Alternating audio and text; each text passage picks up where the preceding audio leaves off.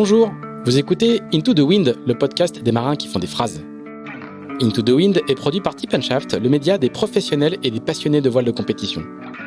Tip & Shaft, ce sont 2 newsletters hebdomadaires, en français et en anglais, des podcasts, des événements, des formations ainsi qu'un festival de films et un studio de production de contenu que vous pouvez retrouver sur tipandshaft.com. Je suis Pierre-Yves Lautroux et je vous souhaite la bienvenue dans ce nouvel épisode d'Into the Wind.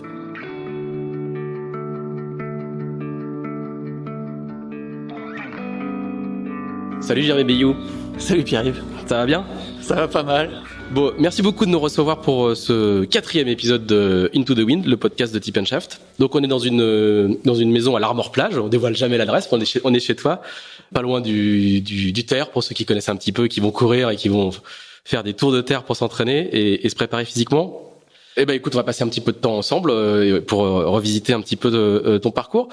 Traditionnellement, il y a toujours cette petite question auprès des marins, auprès de qui on fait ces interviews. C'est l'hiver. Qu'est-ce que fait un marin comme toi l'hiver, quelques semaines après une route du Rhum un petit peu écourtée? Tu fais quoi? C'est le moment où on souffle, c'est le moment où on prépare physiquement, c'est le moment où déjà l'agenda est surchargé. Qu'est-ce que tu fais? De quoi se compose un mois de janvier, un mois de février même, débutant pour un marin comme toi? Bon, normalement le mois de janvier, c'est le mois où tu t'attends l'été, où tu te dis c'est l'hiver, vivement l'été. Donc là, on précise, on est à l'Armor Plage, il fait gris, il fait 2 degrés et il a plu toute la matinée. C'est pas la période la plus marrante. Voilà, c'est pas la période la plus marrante et c'est d'autant moins la période la plus marrante que, en fait, ça fait 2 hivers. Je me suis rendu compte là il y a quelques jours que je dis j'en ai vraiment marre l'hiver, c'est pas normal quand même. En fait, ça fait 2 hivers que je suis pas là parce que j'ai fait un hiver Vendée Globe et puis direct après je suis parti au Portugal sur Dongfeng pour préparer la Volvo. Et puis l'hiver dernier, effectivement, je l'ai fait autour du monde avec l'équipage de Charles. Donc j'avais perdu un petit peu l'habitude de la grisaille morbihanaise. Il faut se réhabituer. Alors voilà, donc c'était historiquement effectivement et ça laisse cette année la période où tu fais ton calendrier, où tu mets les choses en place avec ton équipe, avec tes partenaires. Voilà, donc c'est des périodes quand même assez denses. Et puis c'est aussi le moment où tu recommences le travail foncier en vue de la saison qui arrive très rapidement maintenant avec le Figaro. Alors voilà, c'est ce que j'allais dire. Les bureaux de ton écurie sont juste à côté de ceux des Tip & Shaft sur la base à Lorient. Et on voit des Figaro 3 arriver tous les jours ou presque. Et le tien a dû rentrer dans ton hangar ces jours-ci. T'es comme tout le monde, tu reçois ton cadeau de Noël. Et puis faut monter l'accastillage, l'électronique, l'informatique. Ouais, exactement. Il est rentré il y a 3 semaines maintenant. Il est pas encore sorti parce que c'est un nouveau celui qui est devant, donc c'était celui d'Alan Roberts. Alors exactement, j'imagine, d'accord. C'est pas le mien. Okay. Le mien, il est pas à l'abri des regards, il est juste à l'intérieur parce que on fait des travaux au chaud. Il y a des travaux de chantier, donc dans les limites de ce qui est autorisé par la jauge. Mais c'est une nouvelle jauge, précisons, c'est important. Mais c'est une nouvelle jauge, donc elle doit être revue et corrigée le cas échéant. Donc il y a beaucoup d'échanges entre les différents coureurs, les différents techniciens et la classe pour faire des ajustements. Donc ça prend pas mal de temps. C'est l'épreuve du feu là en fait. Là c'est le test entre le texte, on passe de la théorie à la pratique quoi. Ouais, exactement. C'est compliqué. Je l'ai vécu en 2002 et 2003 sur le précédent monotype. On formait un binôme avec Pascal Bidégory sur la mise en place de la jauge et sur l'application de la jauge derrière. C'est des moments pas évidents parce quand on commence la jauge, on n'a pas encore le bateau fini ou en tout cas pas en série, on n'a que le prototype. Et puis derrière, quand tous les coureurs reçoivent leur bateau, il y a énormément de questions parce qu'il y a autant de questions que de bateaux. Il y a forcément toujours des petites différences entre les bateaux et on essaie d'être le plus proche possible d'un standard. Donc là, on est vraiment dans cette période-là. Et puis après, moi personnellement, j'aime bien mettre des bateaux à l'eau aboutis. Donc on essaie de prendre le temps de faire les choses bien pour éviter de revenir dessus en cours de saison, parce que la saison va commencer vite et la solitaire du Figaro va arriver très vite. Donc voilà, quelques semaines de chantier pour que quand on met Charal à l'eau, il soit nickel. Alors, juste on précise, en fait, là, les bateaux, ils arrivent sortis chantier, donc il faut poser l'accastillage, poser, je l'ai dit, l'électronique, l'informatique. Donc, c'est à ça qu'on fait allusion quand on parle de chantier. On parle pas de préparation de carène. Je crois que vous avez pas le droit d'y toucher. On parle pas des appendices ou un tout petit peu, vraiment à la limite. Si. Donc, pose l'accastillage, oui, mais c'est plus tout ce qui est l'accastillage volant. Volant, ouais, tout à fait. Voilà, les winches, les cadènes, etc. sont évidemment posés. Après, c'est un démontage, remontage complet avec graissage, des choses classiques, comme le bateau de Monsieur Tout le Monde, hein, graisser ses paliers de bar, faire ses butées de bar, mettre ses petites pochettes à l'intérieur du bateau. Après, il y a toute une phase inspection contrôle, hein, selon les différents teams ou différents coureurs. On peut aller jusqu'à faire des scans 3D du bateau en entier. Voilà, ce qu'on n'a pas fait nous, mais ce qui se pratique, ce qu'on fait sur les IMOCA par exemple. Mais en tout cas, il y a toute une série de mesures pour voir si tout est aligné, si on a des décalages et si décalage il y a de combien, pour pouvoir après comparer avec les autres bateaux. Et puis effectivement, on a des toutes petites modifications autorisées sur les appendices. Donc, comme elles sont toutes petites, on y apporte le plus grand soin et ça prend beaucoup de temps pour bien faire les choses. Et il y a effectivement cet aller-retour avec le jaugeur et la classe pour arriver à trouver les protocoles qui soient justes pour tout le monde et qu'il n'y ait pas de dérapage d'entrée. C'est quand il y a une nouvelle jauge, un nouveau bateau, c'est hyper important d'arriver à faire les bonnes règles et que tout le monde s'y tienne. Et du coup, dans quel état arrivent les bateaux? Est-ce que vous considérez que la monotypie elle est correcte? Est-ce que donc c'est de la radio, on voit pas, mais tu souris. Non, c'est un gros enjeu. Non, mais la question importante, c'est un assez gros enjeu pour Beneteau, pour vous. C'est un énorme enjeu pour Beneteau. Il faut rappeler que c'est un énorme investissement de Beneteau en termes de ressources, en termes d'immobilisation financière, puisque ils ont accepté de produire 40 bateaux, si je me trompe pas, sans quasiment promesse de vente, sans acompte, et juste un paiement à la livraison. Donc en attendant, effectivement, c'est une immobilisation financière. Et il y avait que eux qui étaient capables de faire ça, et ils ont super bien joué le jeu. Et puis après, c'est un gros enjeu de notre côté que les bateaux soient tous les mêmes, parce qu'on sait que le Figaro, ça se joue au millimètre. À la seconde ou à 13 secondes, c'est déjà arrivé. Donc on essaie d'être chacun le plus pointu là-dessus et le plus au point. Je pense que le bateau est plutôt bien construit. Après, forcément sur le montage, sur certains montages, il y a des petits décalages. Et il faut réussir à les régler rapidement. Il faut pas qu'on traîne en cours de saison toutes ces petites différences entre les bateaux. Donc les discussions elles jouent autour de ça en ce moment. Donc la période est assez cruciale au final. Ouais, il y a un peu deux stratégies. Il y a la stratégie de ceux qui reçoivent leur bateau, qui le mettent directement à l'eau parce qu'effectivement ils très vite. Voilà. Et puis moi ça m'agace un peu de naviguer sur un bateau qui est pas prêt. Donc j'ai vraiment besoin de faire cette période de chantier, que mon bateau soit nickel avant de le mettre à l'eau. Donc il y a un peu les deux écoles. Je dis que ça c'est ma façon de voir les choses.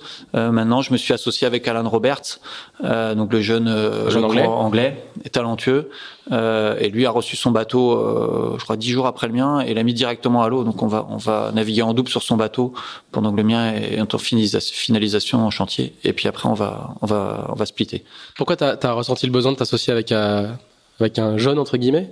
En fait, la démarche était pas au départ de se dire que je m'associais avec un jeune. La démarche s'est faite via Pascal Caillot, qui était le préparateur d'Alan sur la dernière ou les 2 dernières saisons. Et puis la volonté de ma part de travailler avec un gars qui est immergé dans l'univers Figaro depuis plusieurs années, qui en est un peu référent. Parce que j'avais besoin de quelqu'un qui était prêt tout de suite, parce que moi j'avais pris un petit peu de recul par rapport à cette classe depuis quelques années. Donc j'étais moins dans la jauge, dans le détail, dans le jus, c'est une culture, hein, donc il me fallait quelqu'un une religion. Voir une religion. Donc j'avais besoin d'un ayatollah du Figaro à mes côtés. Et puis Pascal m'a dit qu'il travaillait avec Alan, mais que ça pouvait intéresser Alan de partager ses services. La connexion s'est faite comme ça, et au final c'est un bon choix parce qu'il a un profil un petit peu différent du mien. Il est un peu plus jeune. J'ai un peu plus d'expérience. Il a lui un background de haut niveau en dériveur, en voile légère, et la monotypie c'est vraiment son affaire. Et puis c'est un gars charmant. Il habite chez moi, on vit ensemble, on se prépare ensemble. Ça va loin. Ça va loin, ouais. Ça va très très loin. C'est plus qu'une religion, le Figaro, ouais. Donc c'est assez sympa. Je me régale avec lui. Il a une culture différente, évidemment. De toute façon, le sport et en particulier la voile et la vie de marin, c'est aussi fait de ces rencontres-là. Et là, c'en est une sympa. Ouais. T'as un autre bateau en chantier en ce moment? T'as un très grand regard. Non, j'ai un petit regard et il est bien plein. Ouais. Il est bien plein. Où est-ce que t'en es avec l'IMOCA? Donc, on rappelle une route du Rhum un petit peu écourtée, mais du coup, t'as pas mis le bateau au sec tout de suite, t'es reparti naviguer. Ouais. Dans le mauvais temps, t'as réparé le bateau, t'es reparti naviguer. Ouais, on l'a réparé 2 fois, on est reparti une fois, voilà. Parce que la dernière fois, on avait un problème de moteur, donc il fallait changer le bloc moteur, donc c'était impossible de repartir. Néanmoins, on a effectivement réparé ce moteur, réparé les soucis de barre qu'on a eu sur le premier abandon. Et on a navigué tout le mois de décembre, donc dans des conditions, voilà, comme on disait au début, grises et ventées, hivernales. C'était pas le Brésil, c'était bien la Bretagne, et ça nous a permis de faire les 1000 engagés qu'on n'a pas réussi à faire au mois d'août-septembre. Parce que il fait de temps en temps beau dans le Morbihan et on a eu un très bel été, très calme, très calme. Donc il nous manquait vraiment ça pour finir d'étraîner le bateau, de casser ce qu'on avait besoin de casser et de voir le bateau dans des conditions de mer costauds. Donc tout le mois de décembre a été consacré à ça. On a fait vraiment des naves où on a pu enfin toucher les perfs du bateau qu'on attendait, les vitesses qu'on attendait, les moyennes qu'on attendait, et ça au large dans du dynamique assez intéressant. Donc voilà, on a rempli nos carnets de notes de plein de petites choses, plein de petits détails qui allaient pas, des usures prématurées. Et là, le chantier, il est vraiment le chantier. Donc depuis chantier janvier-février, c'est vraiment pour ça. C'est un chantier système, contrôle et inspection du bateau.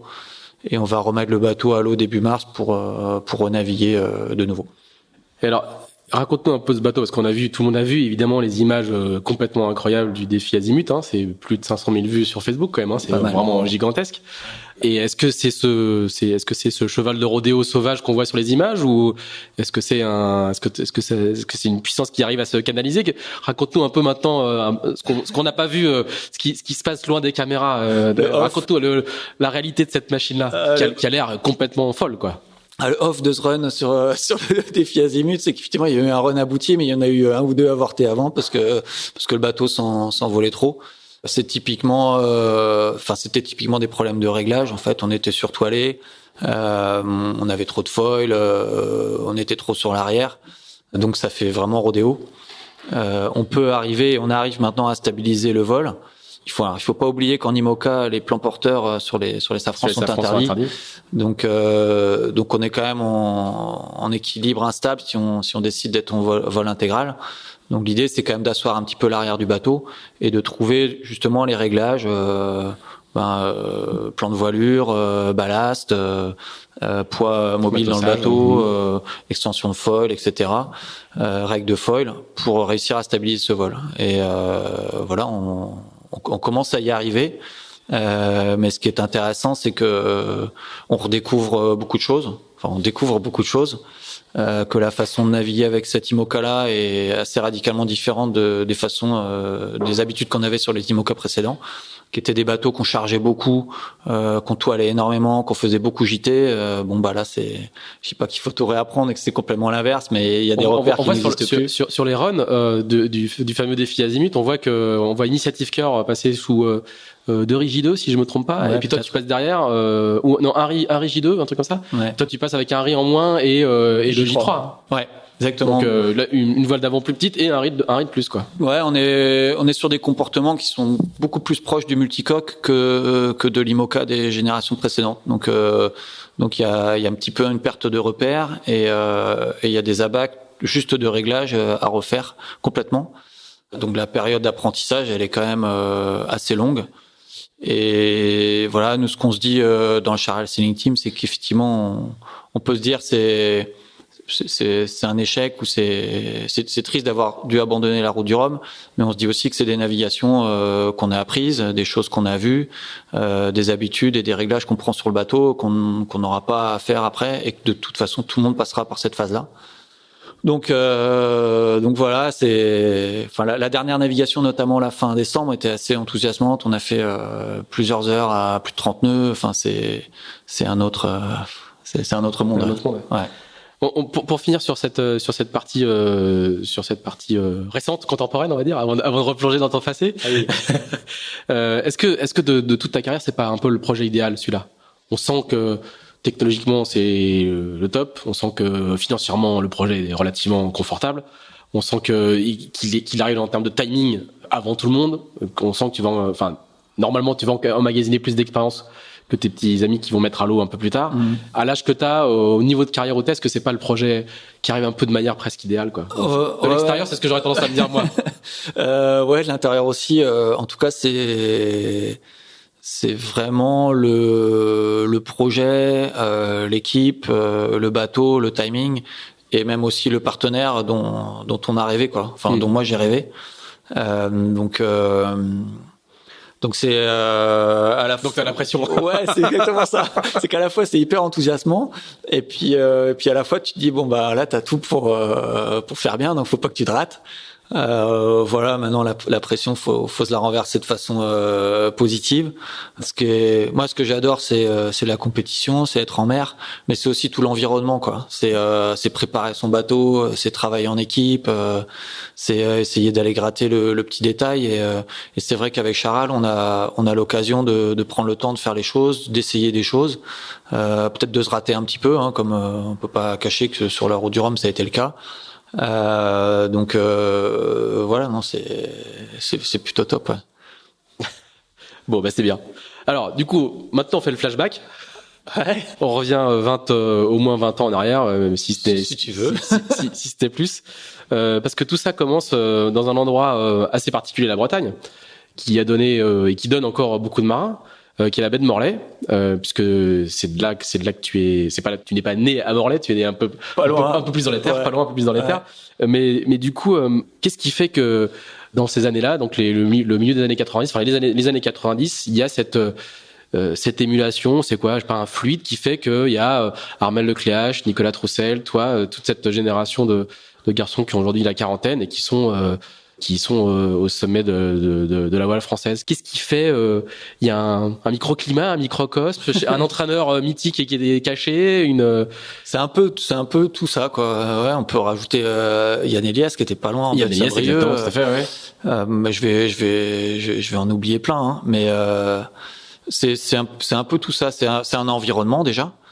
C'est des gamins qui habitent au bord de l'eau avec des parents qui ont une sensibilité voile ou qui naviguent. Mais pour nous tous, à part Patrick Eliès qui était un solitaire, qui faisait la solitaire du Figaro, nos parents avec mes parents, les parents d'Armel ou les parents de Nico, ils faisaient la croisière, quoi, et puis les petites régales locales, mais sans plus. Donc c'est déjà cet environnement-là. Et puis après, je pense que c'est des rencontres, c'est des entraîneurs, c'est des pédagogues, c'est des.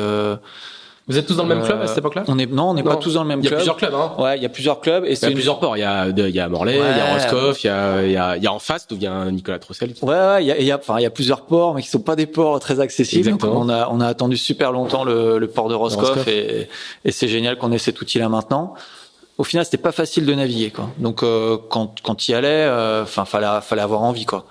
Et nous trois, comme plein d'autres, on avait tout le temps envie d'être sur l'eau, et quel que soit le support. Donc ça a été l'Optimiste, le windsurf, la Caravelle, le First Class 8. Toi, tu fais de la voile légère au début. Ouais, on fait tous de la voile légère au début, à part Nico qui a fait beaucoup de corsaires.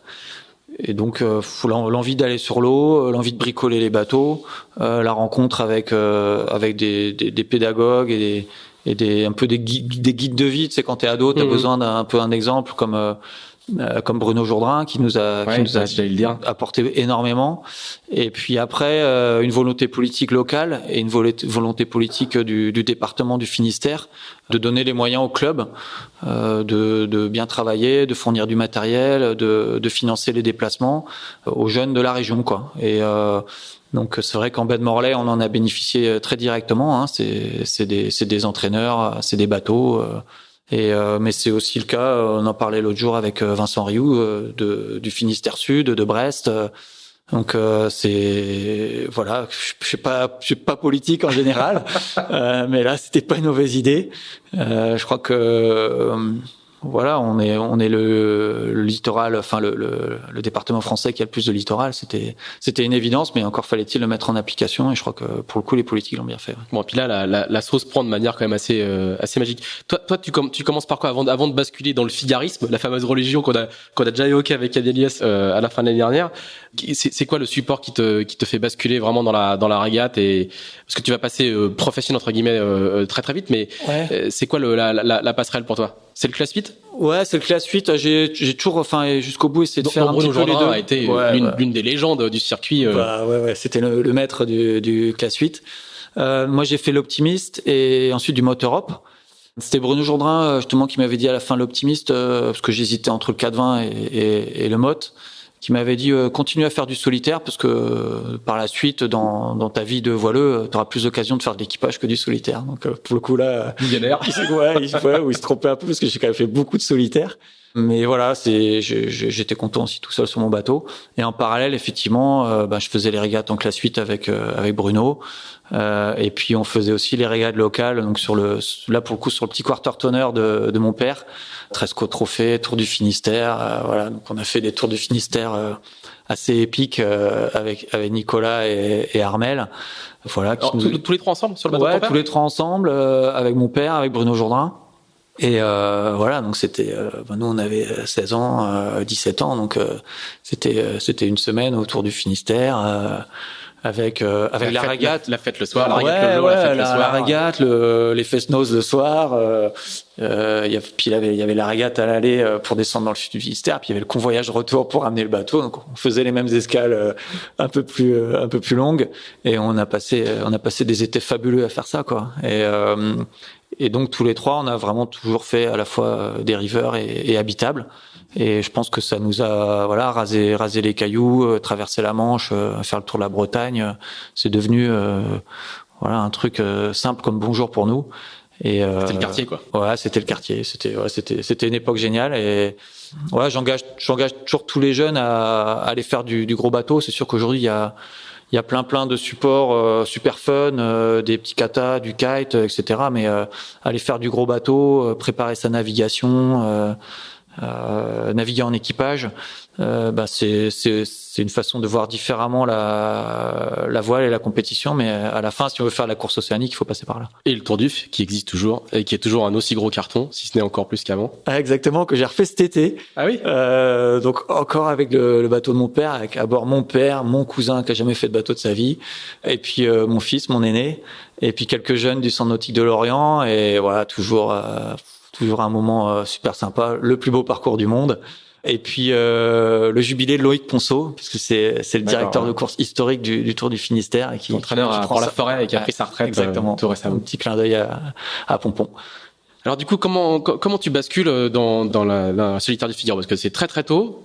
Tu fais ta première solitaire du Figaro à 20 ans. Ouais, c'est ça. J'avais fait le challenge espoir donc en 96 ou 97. Le challenge espoir Crédit Agricole que Yann avait remporté et puis moi j'avais trop envie d'y aller donc je me suis dit je vais pas attendre le challenge espoir de l'année prochaine. Et donc voilà, c'était la première solitaire sans un sou avec ma sœur qui préparait le bateau, Armel Lecléache encore lui qui était venu m'aider sur l'épreuve qualificative au Havre, qui faisait le préparateur. Voilà, on dormait dans le bateau, c'était un peu l'aventure. On voit, ça fait un peu peut-être vieux jeu de dire ça, mais on voit plus trop ça. Les jeunes qui décident d'y aller, de dormir dans le bateau, c'est aujourd'hui les jeunes qui démarrent en Figaro, c'est des trucs beaucoup plus structurés, avec des sélectifs comme le CMB ou Massif. Voilà, je crois que il faut de tout et si on a la volonté d'y aller, il faut s'essayer. C'est pas grave de pas bien faire les choses tout de suite. Ce qui est important, c'est de voir si on aime bien, si on se sent bien dans ce genre de format de régate. Et moi, ça a été le cas tout de suite. Hein. Et c'est une révélation, le Figaro, ou c'est depuis longtemps, tu sais que c'est ça que tu veux faire ou depuis longtemps, je savais que c'était ça que je voulais faire. J'avais eu la chance justement avec Bruno Jourdain et avec Jacques Carès, qui était pas loin aux Aber, qui lui était un figariste renommé et talentueux. Hervé Cargariou aussi, qui naviguait en baie de Morlaix. Officier à la Britannique Ferries. Exactement, officier à la Britannique, avait gagné le Skipper Elf. de naviguer en équipage avec ces gars-là. Et puis, à l'époque, le national équipage, c'était quelque chose qui comptait dans le circuit de régate en équipage. National Figaro, ça rigolait pas. Ouais. C'était un vrai grand circuit. Il y avait plein de grands prix en solo, des courses en double, des courses en équipage. Donc, les marins qui faisaient le circuit Figaro, ils faisaient ça toute l'année et c'était non-stop. Et ouais, forcément, moi, ça me faisait rêver.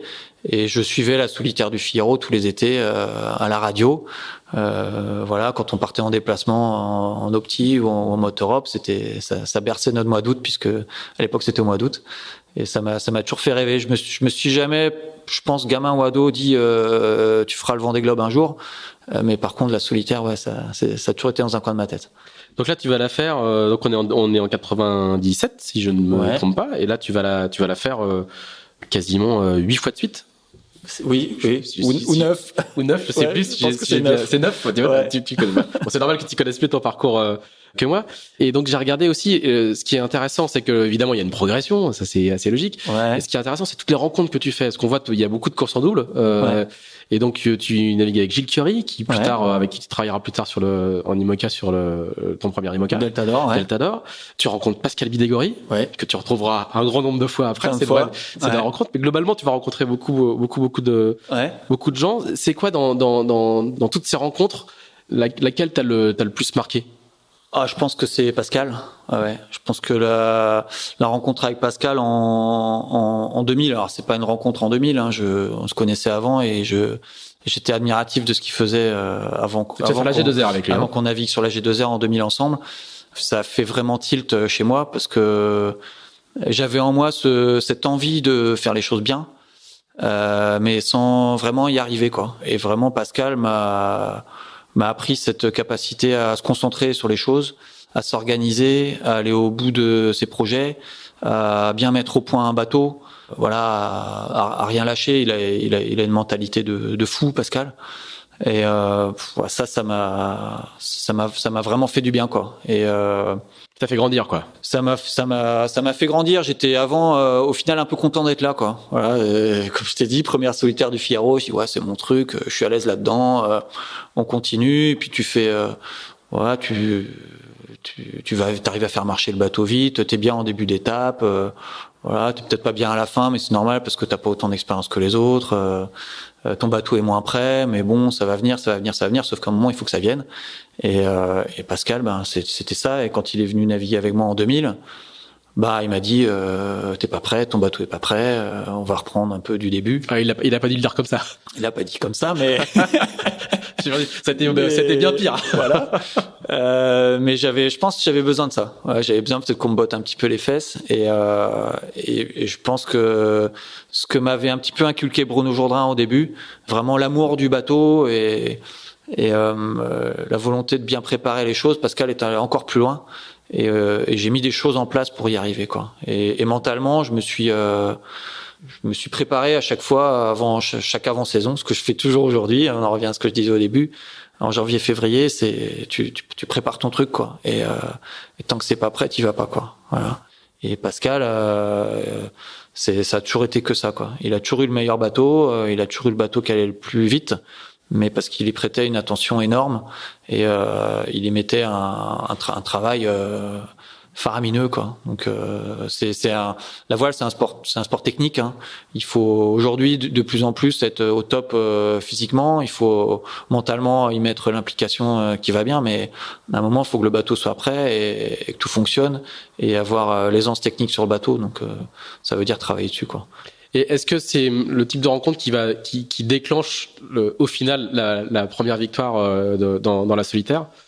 Ah oui, certainement, ouais. Qui arrive en 2005, hein. Ouais, rapidement après, oui et non, mais déjà on a gagné sur cette AG2R la première étape, et moi c'était ma vraie première victoire en Figaro, enfin ou en tout cas tout court. En dehors du dériveur. Et il y a un titre de champion de France de course au large en 2002 quand même, mais sans victoire dans une épreuve. Ouais, exactement. Et puis après, en fait, je me suis montre déjà la régularité. Ouais, je me focalisais vraiment là-dessus. C'était à l'époque un titre qui enfin, je dis pas aujourd'hui que ça vaut rien, mais on se battait vraiment sur l'année. Je dis le circuit était vraiment très étouffé avec beaucoup de grands prix en solitaire, et c'était mon objectif de début d'année, c'était d'être champion de France solitaire. Voilà, peut-être peut-être parce que je me disais que sur la solitaire, il y avait un petit peu d'aléas, c'est une course au temps, il se passe historiquement pas mal de choses, et que voilà, en fait, je me préparais pour le championnat que j'ai réussi à gagner en 2002. Voilà, et non, Pascal, on s'est pas lâché depuis, hein. Et quand lui a mis un point final, enfin, il est revenu en 2003, mais quand il a remporté la solitaire en 2000, si je me trompe pas, ouais. Il m'a accompagné derrière, donc on faisait un travail de préparation, un travail de perf et un travail de prépa météo aux étapes ensemble, et oui, il m'a évidemment énormément aidé dans mes premières victoires. Alors sur la victoire de la solitaire en 2005 à Saint-Gilles-Croix-de-Vie, si je me trompe pas. Non, à Port-Bourgeonnais. À Port-Bourgeonnais, Ouais. excuse-moi. Il y a une photo extraordinaire de l'arrivée où t'es en short avec tes bottes et où tu sembles totalement écrasé parce que à l'époque peu de gens, enfin si les suiveurs s'en souviennent, mais à l'époque t'es dans le dur, t'es dans la douleur, quoi. Il y a déjà cette facette de ton personnage qui est le gars qui arrive, qui est dur au mal, qui est tenace. Il y a déjà cette partie de ton caractère qui a bien émergé. Ouais. Et mine de rien, t'es déjà à ta 8e ou 9e tentative 9e participation à la solitaire. Et aujourd'hui, ça fait presque rigoler quand vous en êtes tous à 15 ou 16. Ouais. Mais à l'époque, ça fait déjà beaucoup. Et du coup, il y a cette image incroyable où enfin tu réussis. Puis c'est aussi l'époque où on dit que justement t'essayes, mais t'arrives pas. On commence déjà à dire ça parce que il va pas y arriver. Il y a un blocage, etc. Ouais. Et là, il y a cette photo incroyable où tu fermes les yeux, tu lèves la tête vers le ciel, tu lèves même pas les bras, t'es juste écrasé par le truc. Et la photo est hyper émouvante. Et quel souvenir tu gardes de ce moment-là? C'est quoi? C'est une libération, c'est une déflagration, c'est un soulagement. Ouais, on m'a enlevé un poids, quoi, parce que ça faisait 9 ans, pas 9 ans que je vivais pour ça, mais ouais, depuis 2000, en tout cas, j'avais compris, et en suivant les traces de Pascal, que je pouvais y arriver, quoi. Et au final, j'y arrivais pas. J'étais passé pas loin en 2002, 2003, 2004. C'est Charles qui gagne. J'étais sur le podium aussi, et il y a eu plein de fois où j'avais fait le break dans l'étape et j'arrivais pas à conclure, en fait. Et je me prenais les pieds dans le tapis à l'arrivée. Et à un moment, je m'étais quasiment convaincu que j'y arriverais jamais, que j'avais pas de chance. Voilà, quand je dis qu'il faut une implication mentale de dingue et à toute épreuve, le Figaro, c'est vraiment ça, quoi. Et puis en fait, je suis allé faire un tour ailleurs. Je suis allé naviguer sur d'autres bateaux, encore avec Pascal sur l'Orma Banque Populaire. Avec Vincent Rioux sur PRB, sur une Transat Jacques Vabre. Ça m'a un petit peu aéré la tête. Je me suis moins concentré sur le championnat de France solo et un peu plus sur la solitaire. Et voilà, le fait de m'aérer, de m'ouvrir l'esprit à d'autres choses, à d'autres cultures, à naviguer un petit peu plus large, au gros bateau. Quand je suis revenu sur le Figaro, ça me paraît beaucoup plus simple, en fait. Et voilà. Et en 2005, je me retrouve face à Mijdej ou à Quito de Pavan, qui sont des marins de dingue pour moi. Et au final, j'avais pas peur d'eux, quoi. Voilà. J'avais fait tout le travail en amont, comme je faisais d'habitude, bien préparer le bateau, bien m'entraîner. J'étais frais, j'étais allé voir ailleurs, j'avais 2 expériences et j'avais pas peur d'eux. Et puis là, tu gagnes et ça t'enlève un poids de fou. Hein. Ouais. Et tu ressens on a discuté de ça avec Yann Elias dans le podcast précédent. Tu ressens aussi cette forme de fluidité où tout s'enchaîne. Alors sur tes victoires suivantes, je crois qu'il y en a une où tu remportes 2 ou 3 étapes où tu sembles intouchable, quoi. 3, je crois. Ouais, 3, ouais. Est-ce que tu ressens quand on gagne une solitaire du Figaro, il y a forcément cette bulle là qui se met en place et une forme de facilité qui vient? Je savais en 2005 qu'il y avait au départ il y avait un truc, quoi. Mais c'était pas tant de moi, c'était plus des adversaires, quoi. Je me rappelle j'étais arrivé très tard à Perros-Guirec, vraiment au dernier moment. Et je sais que tout le monde était là depuis des jours et des jours. À Perros-Guirec, t'es un peu en parc fermé parce qu'il y a une écluse, tu peux pas naviguer comme tu veux. Et je suis arrivé, il y avait des histoires, je me rappelle de clés USB, où j'ai fait un détail, est-ce qu'il fallait peser les clés USB sur les poids embarqués. Et j'étais arrivé là, moi, les mecs, ils étaient déjà cramés avant de commencer. Et donc je savais déjà qu'il y avait un truc ça basculait du bon côté, quoi. Et puis les premières étapes n'ont pas été évidentes, mais arrivé en Irlande, je voyais que j'en avais encore sous le pied, j'étais encore frais. Et je savais que la dernière étape qui allait être dure, parce que très vantée, ça allait le faire. Je savais avant de partir d'Irlande que j'étais pas en tête au général, hein, mais je savais que j'allais la gagner, quoi. Mais néanmoins, fallait le faire. Fallait passer ce signe indien là de pas se prendre le pied dans le tapis à l'arrivée. Ce que j'ai réussi à faire à Bourgenay, c'était un moment magique, quoi. Ouais. Dans ta tête, c'est un changement aussi de catégorie, changement d'ambition, changement de vision.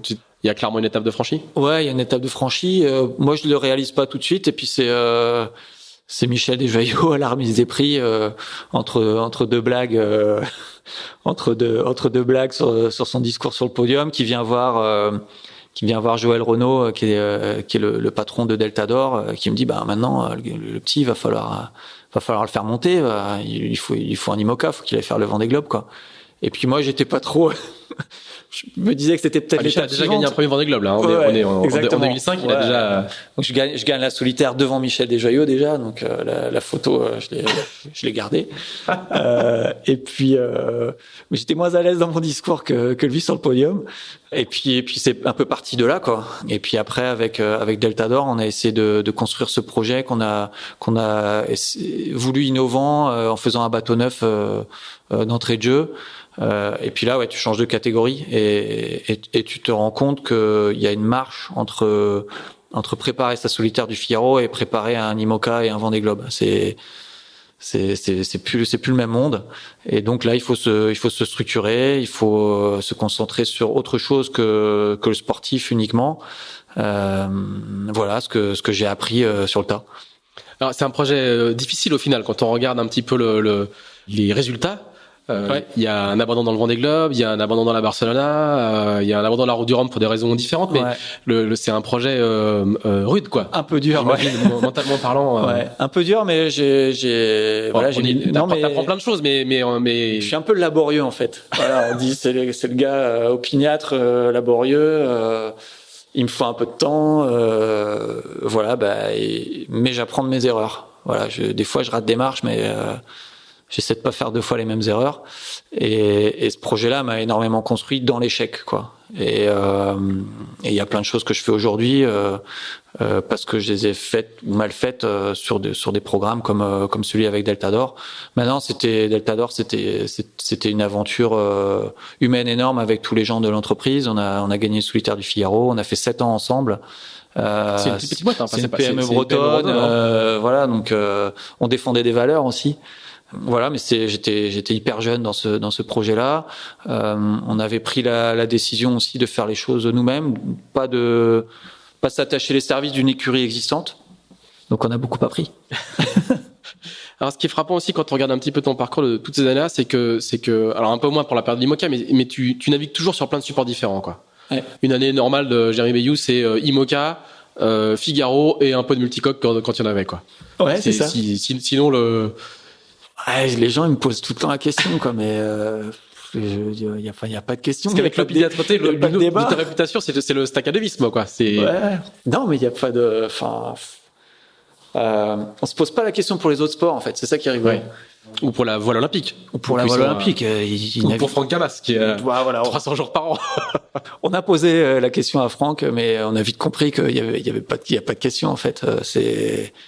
T'as la chance de pouvoir le faire, tu le fais, et moi je m'éclate dans tout ce que je fais, quoi. Je vais faire du kite ici à Kerguelen, où je vais faire Kerguelen, c'est le spot de Lorient, hein. C'est le spot de Lorient. Pour les gens qui sont pas de Lorient et qui nous écoutent, et il y en a beaucoup, c'est pas les îles, hein.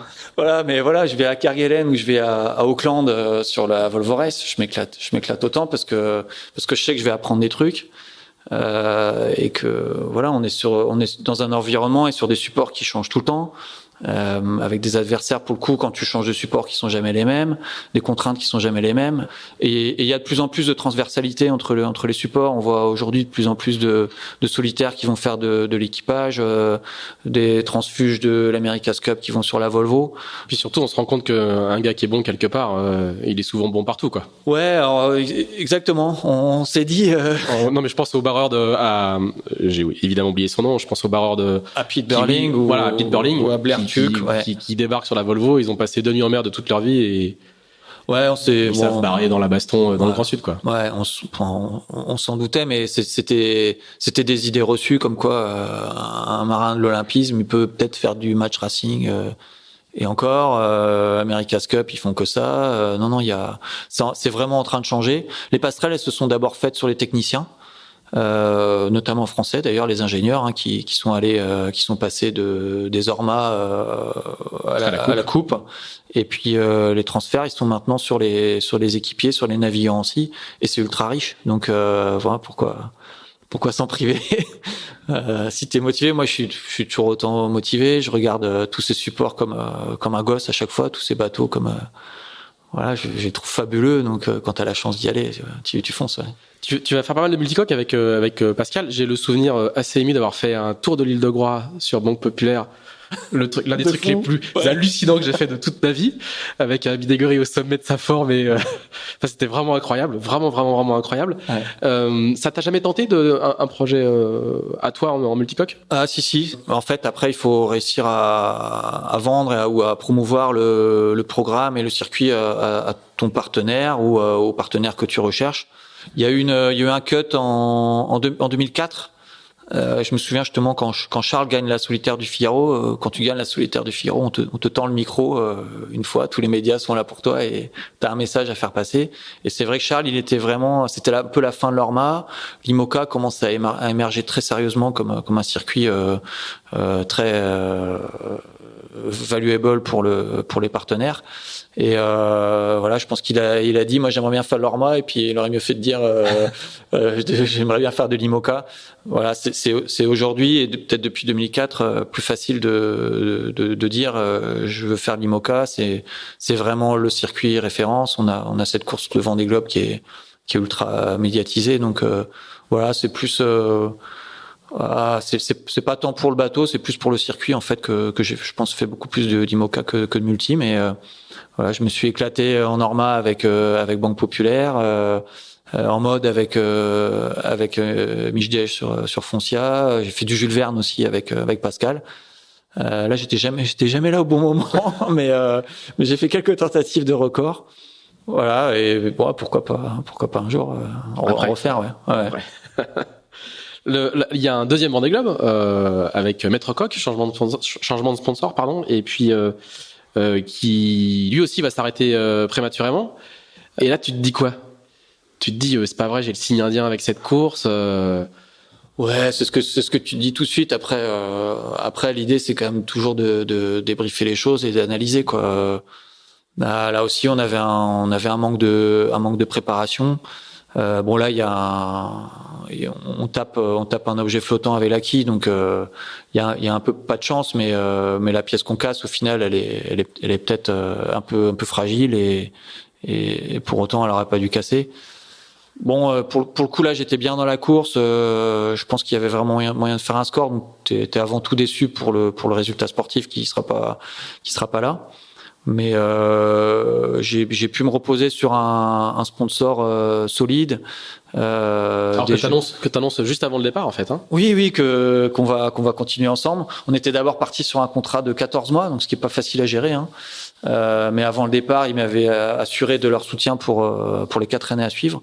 Donc voilà, c'est plus facile aussi de récupérer de ça, et on s'est vite mis en recherche d'un nouveau bateau, de structurer l'équipe comme il fallait, avec du temps devant nous. Et voilà, donc on a toujours été avec Maître Coq dans un budget, un projet mesuré, mais on a eu du temps. Et le temps, ça s'achète pas. Ça vaut cher. Voilà, exactement. Juste avant, en fait, je suis passé un petit peu vite sur cette partie-là, mais t'as une phase de transition quand même entre la fin de Delta d'Or, qui s'arrête après le premier Vendée Globe, et Maître Coq.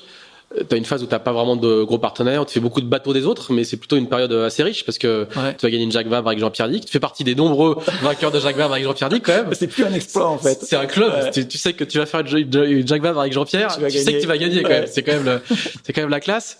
Il y a une deuxième solitaire avec BPI. Ouais, la plus belle. Enfin là pour le coup, le coup où tu marches sur l'eau. Ouais. Ça c'était vraiment la plus belle solitaire. 2011, hein, c'est ça. Ouais, 2011. Et puis avec BPI c'était un truc très humain en fait avec la boss de BPI, Claude Paoli, qui m'avait juste c'était du mécénat au départ, le bateau s'appelait Bernard Paoli.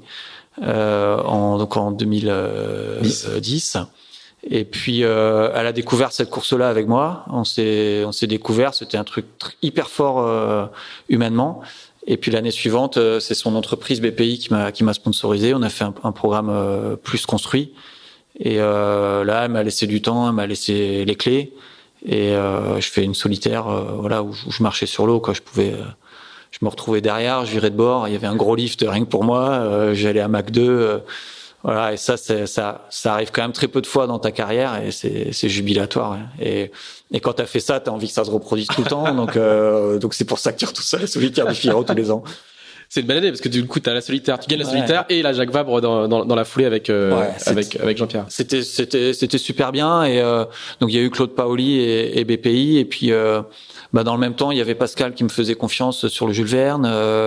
En 2009 j'avais fait la Jacques Vabre avec Michel Desjoyaux, Jean-Pierre Dick qui m'appelle aussi en 2011. Donc j'avais effectivement pas de partenaire, mais j'ai pu me reposer sur des gens bien qui m'ont appelé, avec qui j'ai vécu des aventures extraordinaires. Ouais. C'est aussi l'époque où on se rend compte que justement il y a un marché en fait qui est en train de se créer pour les marins pros, où tu peux vivre et courir et enrichir ton palmarès sans avoir de partenaire à toi. Ouais, exactement. Ce qui est pas évident au départ. C'est pas dans la culture française, c'est pas évident. Non, c'est pas très anglo-saxon, mais c'est pas très français. Ouais, les anglo-saxons fonctionnent comme ça, hein, sautent d'un projet à l'autre, d'un bateau à l'autre. La voile internationale, c'est pas un skipper et un sponsor comme c'est le cas en France. Donc effectivement, il y a des périodes dans ta carrière où t'es un peu mercenaire, tu sautes d'un projet à l'autre.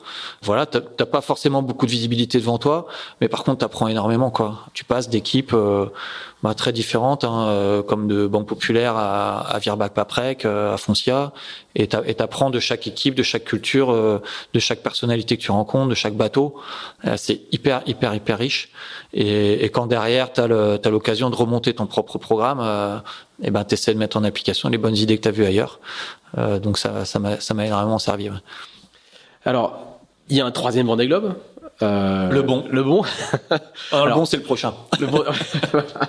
Bon, il y a un troisième Vendée Globe avec un podium, et il y a aussi une troisième solitaire du Figaro.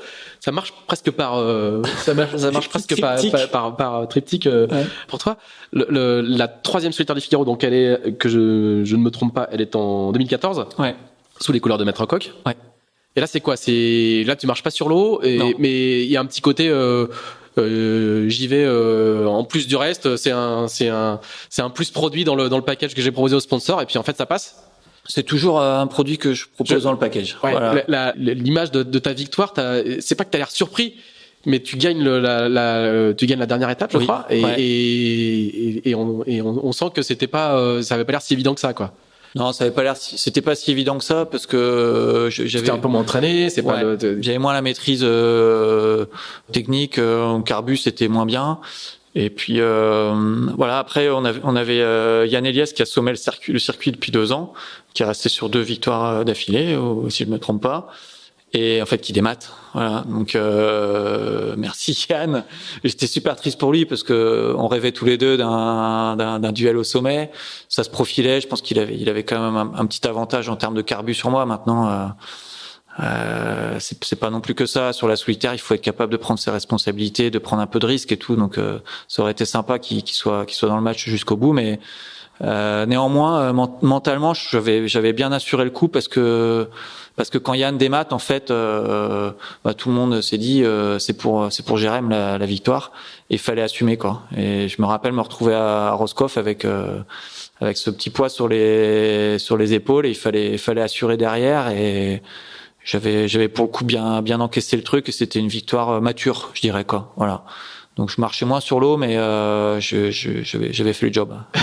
C'est comme une troisième victoire. Et c'est quand même une troisième victoire. Et c'est petit club assez fermé. Ouais, c'est juste, c'est assez hallucinant. Mais au final, on est 5 dans ce club, donc c'est que ça doit être. Ça fait club très privé quand même. Ouais, mais bon. Le vrai prochain club, c'est celui qui en est à 4. Ouais, voilà, il va être tout seul là, celui-là. Là, il sera au sommet du monde. Ouais. Du coup, dans la foulée, il y a un Vendée Globe qui se profile.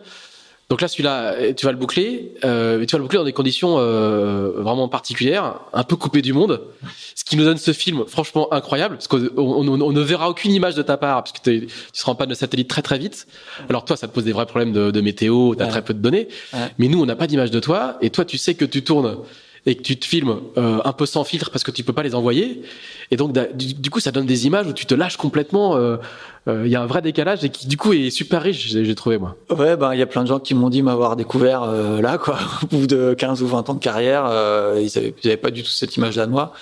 Bah ouais, sans filtre, ta caméra, c'était vraiment la seule, pas personne, mais oui, c'est devenu un être vivant, le seul objet à qui je pouvais parler, parce que même pour téléphoner, j'avais qu'un petit iridium, il fallait que je sorte à l'extérieur, sous des tonnes d'eau qui te tombent sur le coin de la figure, donc j'étais vraiment coupé de l'extérieur, et donc voilà, ça raconte les hauts et les bas d'un Vendée Globe. Tu te rends compte qu'il y a quand même beaucoup plus de bas que de hauts, que c'est super dur. Et puis moi j'arrive pas à revisionner ces images-là. On a dit on les a diffusées sans filtre, hein, sans coupe. Voilà, je suis pas toujours très fier de toutes mes réactions. Non, mais tu vois, du point de vue journalistique, c'est un témoignage rare. Je pense que c'est intéressant. Ouais. C'est un condensé de la vie, un Vendée Globe, et tes émotions, ils vont à fond en haut ou à fond en bas. Voilà, ça résume bien cette course, quoi. Tu passes de l'euphorie totale à la détresse extrême. Il faut réussir tout seul à gérer des emmerdes que des fois à 10 sur des bateaux de cette taille-là, t'arrives pas à régler. Voilà, ce Vendée Globe là, c'était vraiment ça. Alors en même temps, j'arrive quand même à faire 3e au bout, à naviguer un petit peu en statistique et avec les. C'est quoi de naviguer en statistique? T'as des stats sur les conditions météo du secteur, quoi. Donc tu lis ton baromètre, tu vois ta force de vent et tu sais voilà comment ça va basculer, qu'est-ce qui risque statistiquement de te tomber dessus. D'accord. Et j'avais des bulletins de sécurité que je recevais par le Standard C, qui a marché jusqu'au bout. Normalement, une antenne de Stat C, ça fonctionne 2 jours, et elle a fonctionné 2 mois et demi. Et puis je me suis rappelé les bons cours de météo que j'ai eu avec Pierre Lanier, avec qui je travaille toujours un petit peu, et ça m'a sauvé. Et jamais tu te poses quand tu comprends que tu n'arriveras pas à réparer tes antennes, jamais tu te poses la question de bâcher? Tous les jours, Tous les jours. À chaque cap en fait, je me dis là, c'est pas possible, c'est trop, c'est compliqué, et puis il va vraiment t'arriver une grosse bricole, quoi. J'avais des problèmes électriques en tout genre, quoi. Donc de pilote, de communication, on en a parlé. Et puis quand t'as des problèmes de pilote, t'as un bateau qui fait la lambada, forcément t'abîmes du matériel, donc c'est sans fin, quoi. Voilà, donc oui, t'es découragé, tous les jours t'es découragé, quoi. Et qu'est-ce qui fait que tu continues? Que t'as abandonné. Les 2 premiers que t'as bâchés. Exactement. Ouais. Quand je dis il faut s'appuyer sur ses échecs pour arriver à la victoire, c'est vraiment ça, quoi. C'est se dire attends, t'as abandonné 2 fois, ça peut pas être 3, quoi. Et en plus au départ, tout le monde me disait ça, quoi. Jérém, vas-y mollo, parce que t'as quand même abandonné 2 fois, sur le coup, quoi. Parce que tout le monde avait vu que j'avais mis des foils sur mon bateau, que j'avais les dents qui rayaient le plancher et tout, enfin comme d'habitude. Tout le monde essayait un petit peu de me temporiser, me canaliser. Et puis moi j'étais dans cette démarche de perf, quoi. Je me suis jamais dit avant le départ t'y vas pour finir, quoi. Non, j'y allais pour faire une perf. Et en mer, par contre, je me suis dit là quand même. Voilà, surtout quand j'ai vu Polo Meillat qui abandonnait, je me suis dit il y a quand même moyen de faire 3e sur le coup. Et puis et surtout faut pas que t'abandonnes. T'as une 3e place qui te tend les bras. Voilà, donc j'ai tenu comme ça. Et du coup, moi c'est un truc qui me fascine toujours. À l'arrivée d'un Vendée Globe, comment vous faites pour dire je fais le prochain? Parce que celui que tu viens de finir, t'en es pas satisfait, quoi. Voilà, c'est tout ce qui a raté, tout ce qui n'était pas abouti, t'as envie de le. Quand tu arrives, quand tu remontes l'Atlantique, tu sais que tu repars. Ah ouais, t'as une job list sur ton ordi ou sur ton calepin qui est long comme un jour sans pain, hein. Donc Donc voilà, tu sais déjà comment va être ton prochain projet, comment va être ton prochain bateau, comment tu vas aborder ton prochain Vendée. T'es déjà dedans, quoi, parce que ça t'agace tellement d'avoir tous ces ennuis et puis ça t'agace tellement aussi de voir Armel et Alex si loin devant. Tu te dis mince, enfin, honnêtement, je devrais pouvoir y arriver. Je suis pas trop idiot si je prends le temps, si j'ai le bon bateau, si je m'en tiens à mon carnet de notes. Voilà, il y a moyen de faire vraiment un bon truc sur le Vendée, donc voilà. Après, je savais aussi, j'avais eu les petits contacts téléphoniques que j'ai réussi à avoir, notamment dans la remontée de l'Atlantique avec la Terre. J'avais eu un contact avec Mathieu Bigard, le directeur de Charal, le directeur général de Charal, et je savais que c'était plutôt pas mal engagé avec eux, donc je me projetais complètement déjà, quoi. Ouais. Donc en fait, tu faisais tourner la feuille Excel avec les job lists, les budgets, Ouais, exactement. Pas les budgets, mais vraiment la technique, le calendrier. Et puis t'es content de sortir de ta course aussi. Quand la course est dure comme ça, bah tu te projettes dans le projet suivant. Ça, voilà, c'est ton échappatoire mental, il est un petit peu là aussi, quoi. Ouais, j'ai l'impression que la remontée de l'Atlantique, il se passe beaucoup de choses. Il y a des propositions qui arrivent, il y a des bateaux qui se vendent, qui s'achètent, il y a des transferts. C'est le virage du hand, c'est le début du mercato quand même. Ouais, si le classement est un petit peu figé, ce qui est quand même souvent le cas. Voilà, enfin c'était pas le cas pour Armel, ni pour le paquet de devant ou le paquet de derrière avec Yann et Jean Le Cam. Bon, moi j'étais un petit peu esselé, donc au final, voilà, enfin ça fait vraiment du bien de penser à autre chose. Et puis voilà, t'as envie de faire mieux, c'est tout, quoi. Et la fameuse arrivée, le fameux Chenal des Sables, tu le décroches à la 3e tentative. Est-ce qu'il a le goût que tu te figurais? Est-ce que ça correspond à ce à quoi tu t'attendais, ou est-ce que c'est... Je me souviens plus trop, en fait. C'est vrai? Ouais, je me souviens plus trop. Je me souviens vraiment de l'arrivée, les dernières heures avant l'arrivée. Parce qu'il y avait un vent de nord, là, la mer était plate et le bateau allait super vite, il faisait nuit. Et je me rappelle me tirer la bourre avec les semi-rigides qui sont venus à ma rencontre et les larguer tellement j'allais vite. Et voilà, je me souviens de ça, et tout le reste, non, t'es dans l'euphorie, t'es dans profiter ce qu'il y a autour. Voilà, je me souviens plus à qui j'ai parlé, qu'est-ce que j'ai dit. Voilà, je m'étais dit, mets-toi en mode profite et réfléchis pas, et du coup je me souviendrai. C'est une bonne technique. Ouais. Et du coup, ça enchaîne juste après ce Vendée, ça enchaîne direct avec le projet Charal que t'annonces assez vite. Et là, tu vas faire la Volvo. Ouais. Bah, ça faisait partie du mercato aussi pendant la remontée de la. Ah oui. C'est Pascal qui m'a contacté pendant le Vendée, donc via un message SATC justement. Et ça m'a aussi tenu tout mon Vendée, quoi. Ouais, me dire punaise, la Volvo et tout. Je me faisais ma petite Volvo à bord de Maître Coq, et voilà, donc ça, comme quoi ça tient un peu de choses. Et donc une fois arrivé, effectivement, rapidement on valide les choses avec Charal, et puis je leur fais savoir que j'ai un embarquement pour la Volvo qui m'attend aux côtés de Charles.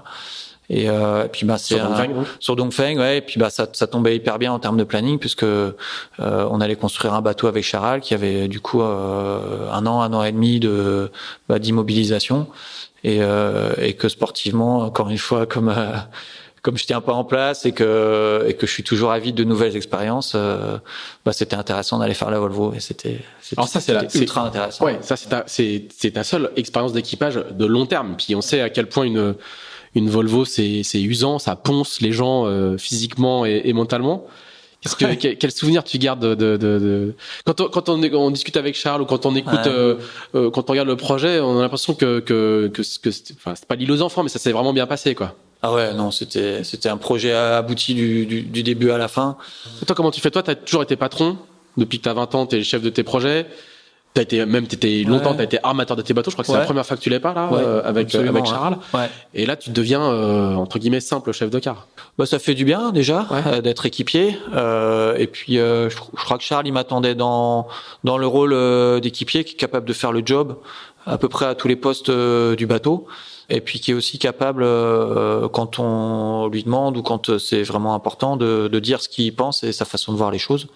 Donc on a été, je trouve, plutôt dans le bon échange et dans la bonne organisation avec avec Charles, avec Pascal, avec Darin Louisling et Stu Bannatyne qui étaient les deux autres chefs de car, pour faire avancer le projet dans le respect, dans la limite de la façon de voir les choses de Charles, voilà, et de Bruno Dubois qui étaient vraiment les garants de ce projet-là. Voilà, l'idée c'est de dire les choses tout en restant constructif. Et en restant dans l'esprit de ce que souhaite le skipper. Et ce que souhaitait le skipper, c'est gagner la Volvo avec des gens d'horizons très différents et un mélange de culture, d'expérience, d'âge, de nationalité très très hétéroclite. Et c'était ça la richesse du projet. Alors il faut que ça fasse un amalgame, il faut que ça prenne, mais on avait le temps de faire prendre la mayonnaise. Et Charles a pris le temps de laisser à chacun la liberté, la latitude d'apprendre à se connaître et d'apprendre son fonctionnement aussi. Voilà. Parce que Charles c'est aussi un solitaire au départ, Ouais. comme moi, comme Pascal. Et dans un environnement il y a mon grand qui rentre. Ouais, c'est ça. Non, mais c'est le retour de l'école. Donc on va faire tes devoirs, Achille, s'il te plaît. Il y a le goûter avant. Il y a le goûter. Voilà. On a eu le premier qui a goûté, le deuxième qui a goûté, c'est normal, il y a pas de souci. Donc ça va faire un peu de bruit parce qu'il mange beaucoup. Non, mais il y a pas de problème. Voilà, donc c'était un réel échange. J'ai appris énormément de choses puisque notamment sur le Volvo 65, on est sur du monotype, du bateau assez fiable. Il y a vraiment pas grand chose à gratter en termes techniques. Donc on est vraiment centré sur le sportif. Et là, ça change beaucoup de ce qu'on fait en IMOCA. Donc tout le volet prépa physique, médical, perf, stratégie, il est prépondérant et ça occupe tes journées. Donc ça, c'était vraiment génial, quoi. Ouais. Et tu n'étais pas sur le bateau quand il gagne. Et non. Et tu par contre, c'est terrible. Ouais. Et c'était parce que c'est le truc le plus extraordinaire qu'on ait vu depuis assez longtemps en termes de suspense. Ouais. Tu l'as vécu comment? T'étais où? Chez moi, derrière mon ordinateur et ouais, j'étais hyper anxieux. J'avais forcément le bulletin de départ de Marcel, Van Trist, et je savais qu'on avait un routage qui nous amenait à terre. Néanmoins, quand on split avec Brunel et Maffrey, ouais, tu te dis, punaise, c'est chaud quand même. Et le dernier empannage, ça joue à 5 degrés près, quoi. Si ça bascule dans l'autre sens, ça passe derrière. Donc voilà, je pense que t'es plus stressé quand t'es à terre que quand t'es en mer. Ouais, mais parce qu'ils ont moins d'infos aussi. Ouais, oui, là il y avait pas d'infos, ils avaient perdu l'AIS, donc quelque part t'as pas l'info, donc tu fais marcher le bateau, quoi. Et même ça a dû être reposant pour eux parce qu'on a fait toute une Volvo à l'AIS avec Maffrey, quoi. Et c'était terrible. T'es à vue, t'es en AIS, tu sais si tu vas 0,1 plus vite ou 0,1 moins vite. Donc c'est d'une intensité de dingue, quoi. C'est la solitaire du Figaro, mais ça dure 8 mois, quoi. Et en termes d'implication, c'est un truc de fou, quoi. Donc au final, là, quand ils ont splitté, je pense que ça les a un petit peu libérés et que ils se sont dit, de toute façon, les dés sont jetés. Faut faire marcher le bateau et on verra quand ça croise, quoi. Ouais, par contre, je sais que quand ils ont vu que ça croisait devant à bord, c'était fabuleux. Et puis moi, à terre tout seul, dans mon ordinateur, c'était pareil. Je faisais des bons, c'était génial. Ouais. C'est la Volvo. Moi, c'est la première fois que je fais. J'avais eu des petites expériences avec Puma quand ils étaient venus ici à Lorient. Voilà, quelques échanges, mais de loin. Et ma première Volvo et que ça se finisse comme ça, c'est magique, quoi. Ouais. Du coup, qu'est-ce que tu penses du passage de la Volvo à l'IMOCA? C'est quelque chose qui pourrait t'intéresser. Alors, je sais pas si Charal a beaucoup d'intérêt à l'étranger et si ça pourrait. Pas forcément, non. Avec eux, mais non, pas forcément. C'est pas dans nos têtes, en tout cas, dans la tête de Charal. Maintenant, est-ce que ça pourrait m'intéresser moi en tant que marin? Oui, évidemment.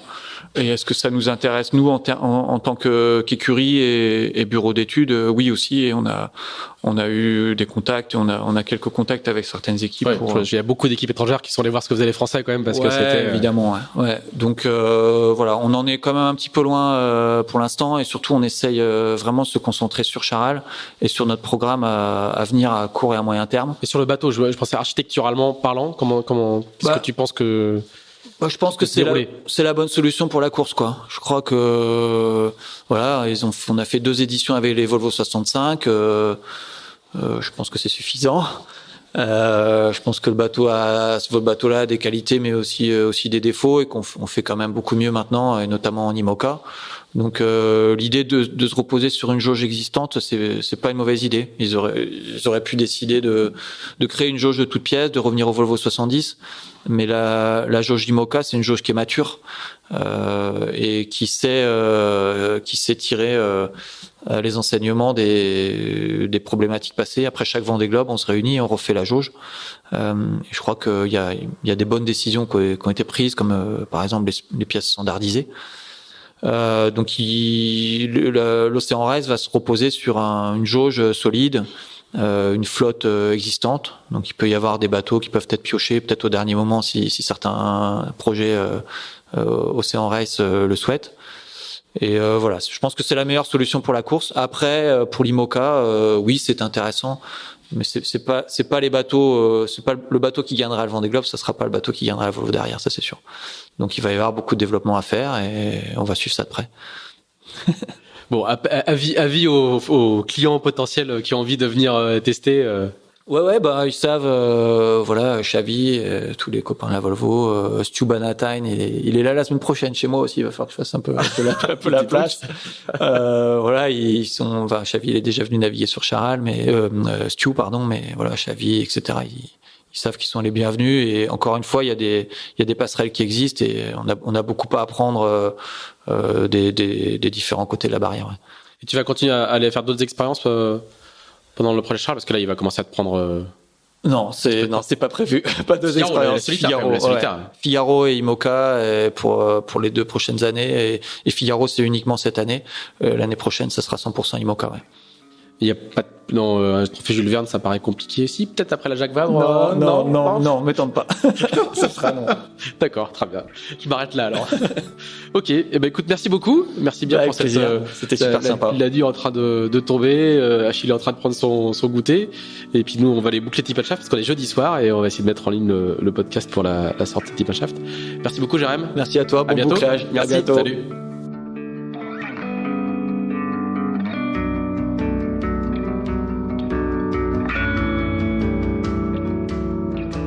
Merci d'avoir écouté ce nouvel épisode d'Into the Wind produit par Tip & Shaft. Si vous l'avez apprécié, n'hésitez pas à le partager, n'hésitez pas non plus à nous dire ce que vous en pensez, en bien ou en mal.